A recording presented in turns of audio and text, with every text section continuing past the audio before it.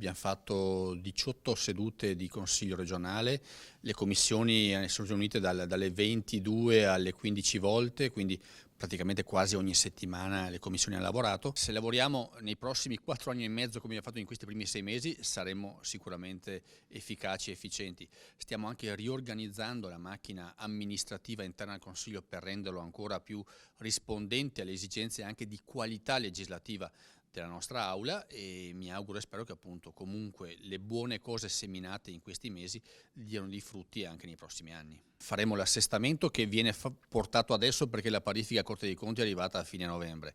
Avremo poi l'inizio della discussione in Commissione del bilancio 2016 proprio per arrivare a gennaio 2016 con l'approvazione anche del bilancio definitivo di previsione della Regione. Noi riteniamo che ci sono argomenti importanti come la sanità, come il consumo di suolo, la programmazione del territorio che hanno subito una battuta d'arresto in queste ultime settimane.